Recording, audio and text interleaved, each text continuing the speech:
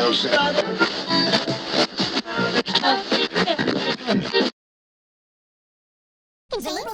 Liberals won the last election not by defending their record. The Liberals under MarkCarney won the election because of Donald Trump, period, full stop. And you know, now MarkCarney has governed for a little bit. He's going to have to defend what's happened or what's not happened in terms of what he's accomplished at the since he was elected. Mr. Poilievre himself acknowledges that maybe he is not the most beloved political figure on the landscape right now. Everyone says that. They have a new campaign manager in place now, Steve Outhouse. How are they going to start building out Team Poilievre?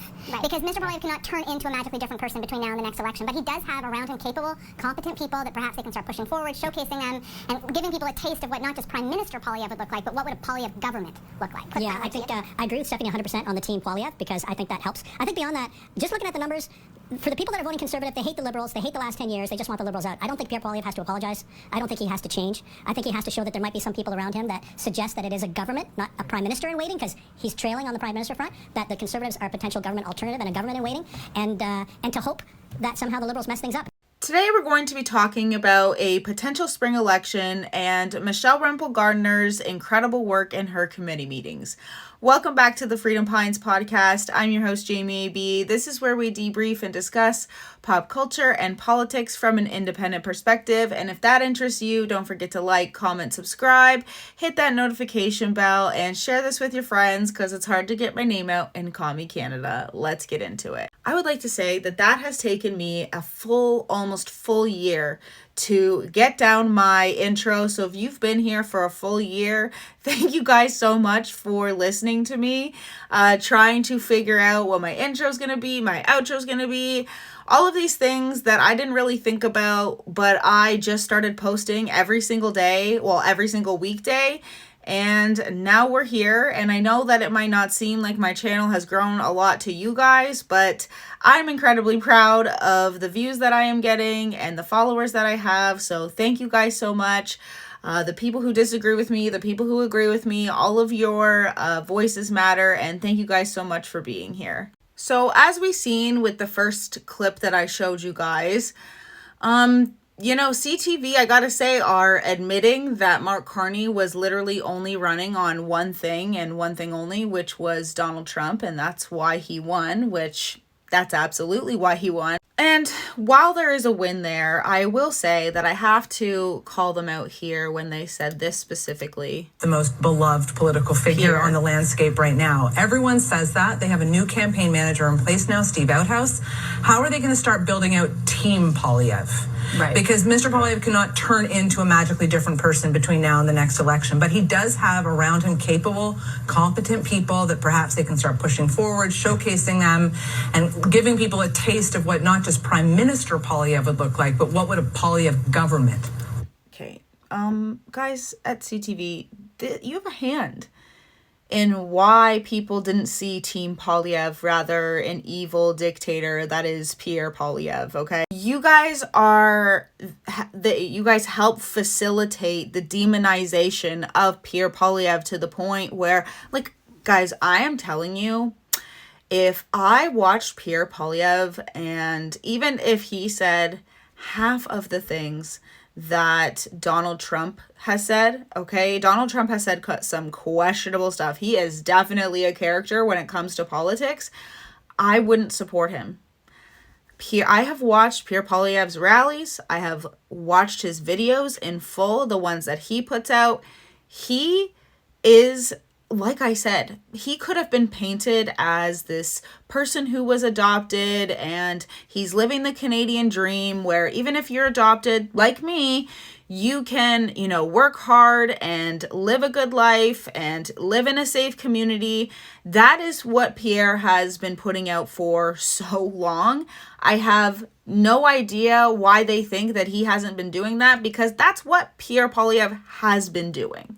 If anything, Steve Outhouse is going to come in and have him act more conservative, and I don't know if he will get more people on board with that or just solidify the votes that he's getting. But I would like to remind people that a massive reason why MarkCarney won is because Jagmeet Singh threw the NDP to the wolves, because he knew he did so many horrible things during that election to make his voter base mad, like throw Jessica Wetz under the bus and call her an S worker, which she is, but that is not why people know her, okay? They know her because she talks about her disabilities all the time and because she's pretty extreme. I actually forgot that she even did those things until people brought it up again, but still, if you're the NDP, that is who you're standing up for. You know what I mean? I don't understand why it wouldn't have been on brand to support Jessica Wetz. Like I said, just horrible moves by the NDP. So the whole reason why MarkCarney won is because they've painted PierrePoilievre in a horrible light, in my opinion.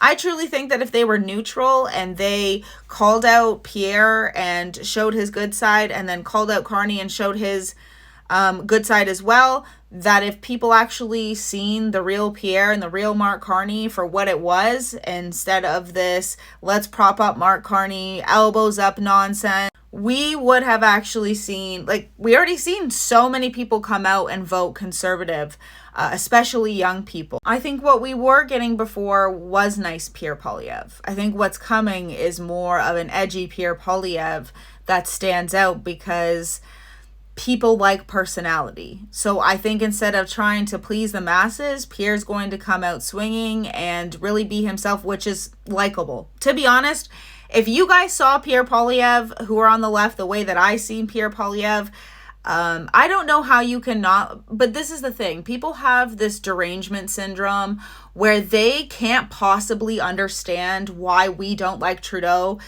despite all of Canada completely going in the toilet since he's been in office. And I don't know, helping facilitate destroying thousands of small Canadian businesses in 2020 and making sure that everybody was implementing certain medications. You know what I'm saying? No, couldn't possibly understand why we don't like the privileged white guy, but stand there and act like Trump is, you know, the devil himself. And they hate Trump so much. Trump is in America. Okay, this is what I'm saying. I understand. I'm somebody who says, okay, if you hate Trump, fine, but I'm allowed to hate Justin Trudeau. You can hate Trump all you want and think that he is the reason for all of the demise in the world. Now, I don't agree with everything Trump says, but I don't look at him the way that the left looks at him. And I will say that at the end of that clip, he says, and wait for the liberals to mess things up. What Canada are you living in? I'm sorry. Has there always been tent encampments in Ottawa down the road from House of Commons? Because there was when I went. So it's really whether the media wants to cover all of the bad things that the Liberals do. So do your jobs next time and maybe we'll see a different result in the election. Okay. Next, we're going to be talking about Michelle Garner, okay? I just asked you, is it fair? Like, you're asking taxpayers us to send you $600 million to pay for things like orthotics and vision care for people who have bogus asylum claimants and are still in the country. So is that fair? Why would I do that? That seems dumb to me. So listen, I realize it's not something you would do, but I can tell you this money goes for people that are here because of human trafficking, goes for women that are here because of domestic violence. Great, let's give it to those people. Why are you giving them to bogus people with failed asylum claims? The duration of which these are temporary, so that they receive interim health. So if somebody has a failed asylum claim, they can still receive federal benefits. Why? That's dumb. Again, we are introducing measures to ensure that we limit and curb those. But why don't you just cut it off? Obstructing, quite frankly. Well, yes, I'm obstructing it. I think it's completely insane that you are giving better health benefits. So I did a student internship at a domestic violence shelter, and it wasn't just, I don't even know what to call it, placement. Actually, it was placement. So I worked 40 hours a week from September to the end of December at a domestic violence shelter. And I can assure you that women who are leaving abusive situations don't have access to those sorts of things. I don't understand why their defense is, well, some of these people are fleeing from domestic violence and all. Okay, so what about the Canadians fleeing domestic violence? What's what's out there for them. I am not somebody who would think that that would be a bad thing to allow people who are coming over here fleeing situations like that. If Canadians who pay these taxes weren't, not able to access all of these programs. I have no idea the gall and audacity that this Liberal could sit up there and say, well, we're helping people. Well, you're not helping Canadians, and you're actually taking our money and spending it on other people while your people go homeless. Do you not think there's women out there who are fleeing domestic violence situations, and maybe that's why we have a femicide in Canada, because there's no room or resources for women who are Canadian leaving abusive situations? What are they thinking? You guys have completely annihilated. And let me tell you, we had an amazing system during Harper. Amazing system. What really needed to happen was that domestic violence shelters needed more funding.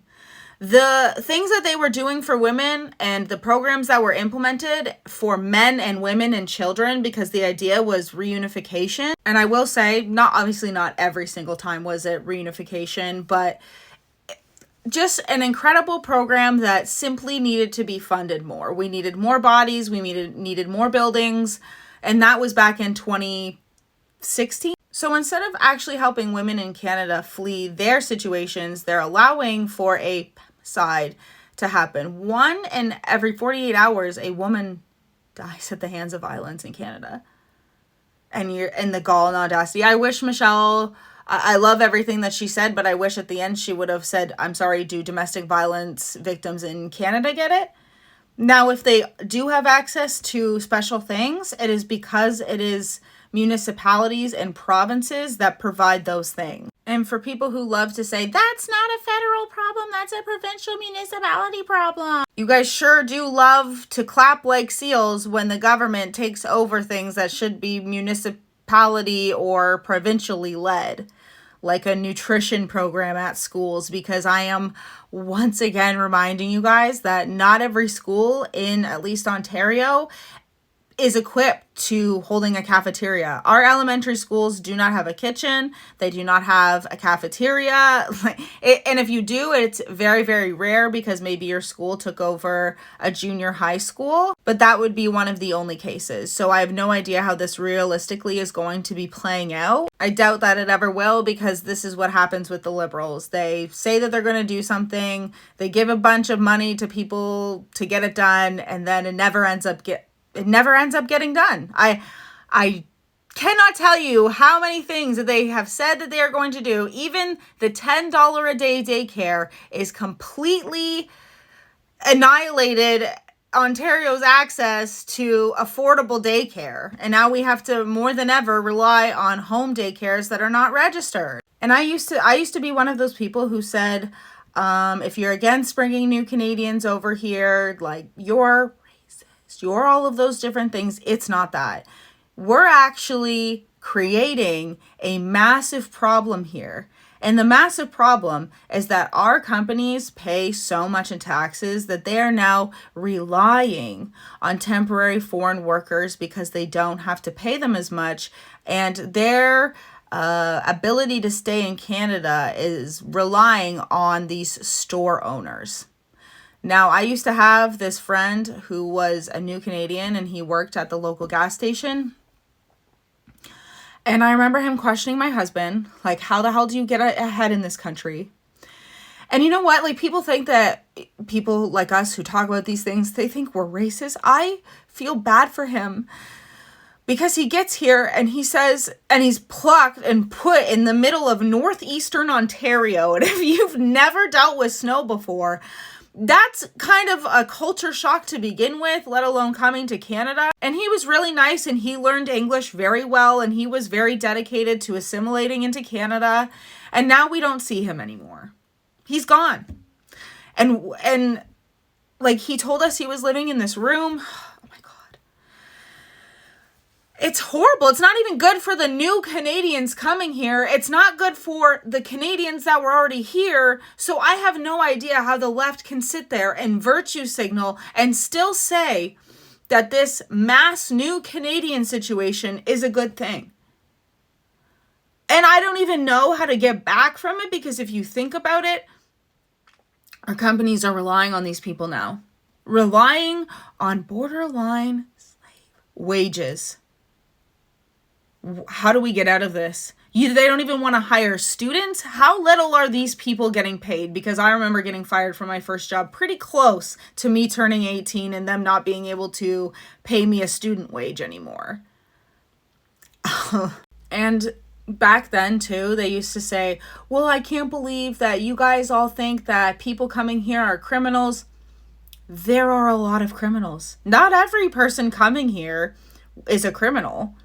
But when I've personally been victimized by 2 new Canadians, let alone all of the times I have almost been taken out on Highway 11 by truck drivers, and I obviously still know that there are people coming here who want to live a better life, and I feel bad for those people. I don't feel bad for the criminals that come over here and hopefully will get in trouble one day. So in my opinion, this mass thing needs to be stopped immediately. I have no idea mathematically how people thought that this would be a good idea, but it needs to stop. So hopefully the Conservatives can introduce a bill.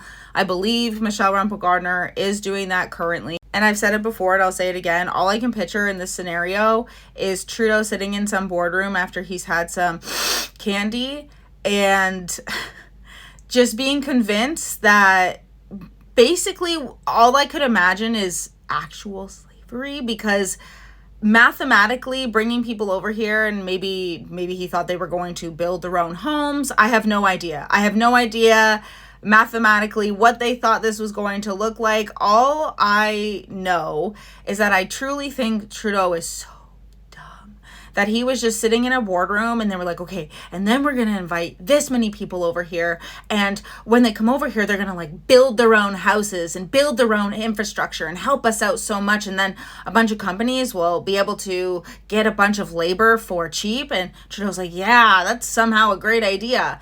That is truly the only way I can sit here and fathom how they would ever think that this is a good idea. I don't know. You guys tell me. And so anyways, guys, as always, tell me what you guys think in the comments. And I want to remind you guys that you matter, you belong here, and you're here for a reason.